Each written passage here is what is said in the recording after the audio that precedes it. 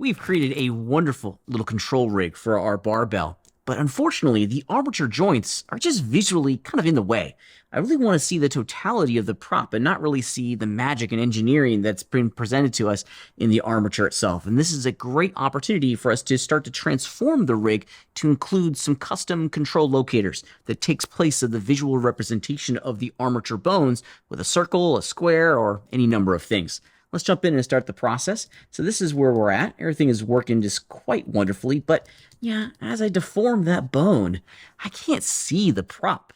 The armature joints or the visualization of these armature joints are so big that they're just kind of in the way. Shoot, even if I went to the armature display properties and changed it back from B-bone to octahedral, it's still just kind of like in the way, right? I want to be able to see the prop, and this is where these custom shapes come in. So we're going to add some circles and some squares in here to act as a visual representation of the specific parts and pieces of our rig, and we're going to begin with the root bone itself. Now, I don't necessarily want to see this gigantic armature joint coming up from the origin of the scene to the barbell. I'd rather see some sort of circle or a square that represents the global transformation and rotation of the rig. Let's go ahead and do it real fast. Let's jump into object mode. Make sure that nothing's selected. And I'm going to do Shift A, and then underneath my cursor in the empty Add Object menu, I'm going to do circle.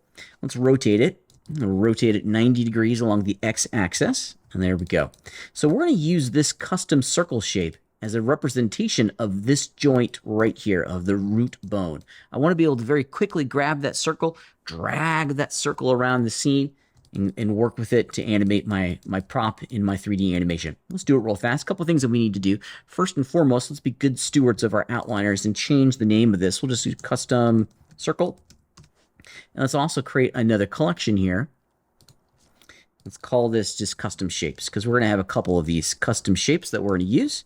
So let's put them all inside the barbell collection.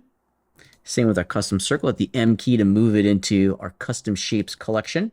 That way we're just really great stewards of our scene. Now this collection here, this is just going to be for the rig itself. So you can actually just turn that off, and you'll see why here in a minute. That way it's just a little bit easier for us to see what's going on. So I want to replace the visualization of this bone with that custom circle shape that I did before. And as you might remember, we're going to make sure that we select our armature and jump into pose mode, because all of our viewport properties, our viewport display properties for our bones, are going to be accessible in pose mode. And where we're going is under viewport display, and specifically custom shape. This part's usually collapsed, so I'm going to click on it to open it up. And of course, we're going to load in a custom object to this, and we're going to, as one might imagine, we're going to use that circle as we did before. And you can see that the bone has now been replaced by that circle. Now, I don't know about you guys, but it is wicked hard to see that circle down there. Let's change its colors. The default color is black. Let's change its color to yellow.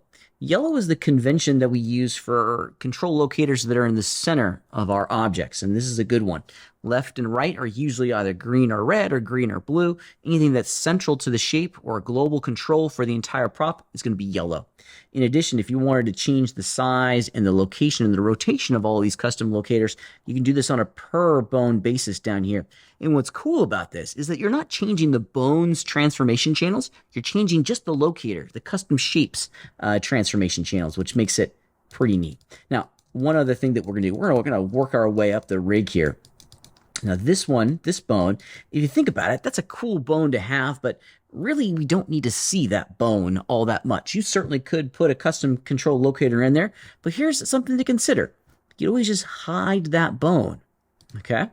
And now we're not going to see it. It's still there. It's still part of our animation engine, but we're just hiding it. We're just turning its visibility on and off. Now, I certainly want to have another custom control locator, a custom shape for this part, because this bone is really going to be the one that we're going to be moving quite significantly. So let's change it a little bit here. I'm going to go in to object mode again, and this time we're not going to have a circle, we're going to have a cube. So once again, Shift A to bring open our Add Object pull-down menu, and this time we're not going to choose circle, we're going to choose cube. There we go. Yeah, I like this. And one of the things you can do is you can also change the size of these locators here as well. We're going to leave it as is. Let's change the name of this in the outliner to custom Oh, I don't know. Custom cube, why not? We'll put that in our custom shapes collection as well. If we return to pose mode on the bone itself, let's see what happens when we start loading this and go into our bone properties, excuse me. Start loading in our cube, our custom cube as a custom shape for our bone. Yeah. Now it's in the wrong spot. So we got to change some things. And this is where being able to customize all of this information down over here really comes into play. Because what I'd like to have here is I'd like it to be kind of a true visualization of the zone that it's going to be influencing. If you look real carefully, the size of that custom cube that I created, or excuse me, the location of that custom cube that I created has been placed at the origin point of the bone itself, which is all well and good. It's way too big, so let's change the scale to like 0.5. Yeah, maybe even, oh, I don't know, let's do 0.4. Yeah, I'm in the ballpark now. 0.3. Just kind of walking it down. All right, 0.25 is going to be my last experimentation, and I'm pretty pleased with that. Now, ideally, I'd like it to be kind of a little bit more rectangular, and this is where we get to adjust the scale on any number of axes. Excuse me, the location on any number of axes. Oops, I'm doing it on completely the wrong one. And let's also scale it. Which one? Oops, that's the wrong scale there. There it is. It's scale Y for this one. Yeah, I was working with the wrong one a second ago. It happens. It's been known to happen. And while we're here, let's just do something like that. Yeah, I'm happy with that. That's a good place to begin. Because now I can go in and I have a really good understanding just based off the bounding box of that three-dimensional wireframe cube of the zone of control that this one's responsible for. Before we call this one done, let's absolutely change the bone color here. This is going to be the right side of the mesh, so we're going to change this to red. There we go. Dun, da, da, da. Right equals red and left equals green. Some people do red and blue. I see green and red probably the most, but you know, you can pick and choose however you'd like. There we go. I like that. Now we got one more to do, and it's this one over here. And this one, as you remember, this one kind of controls the tip, if you will, of our little bar. And I think I'm just going to use the circle for this one. I don't need a cube. We're going to recycle a color that's already been used, or recycle a shape that's already been used. You can use these shapes more than once. Yeah, and I think that's going to work out just well for me. Let's also change its color to red. Yeah, there we go. I think I may even make this one just a little bit smaller as well. Oops, excuse me. I grabbed too many values. Let's make it 0.5. There we go. Yeah, I like that. That's a good structure. And all of these shapes are a lot easier to see now, thanks to all of those great colors that we've been putting in there, which is absolutely fantastic. I would do the exact same thing, or I am going to do the exact same thing on the other joints, okay, on the other side of the mesh. Now, luckily for us, since we already have these custom controllers put in, it's wicked fast to do this now. This one was the cube.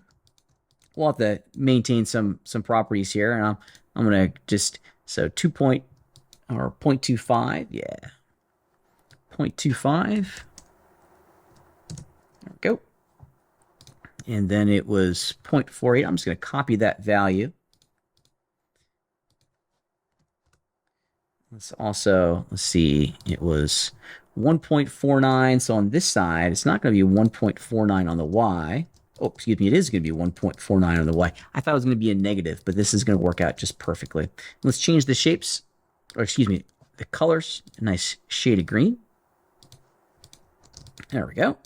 And last but not least, that little end bit over there. And this is just going to be that custom circle that we used before.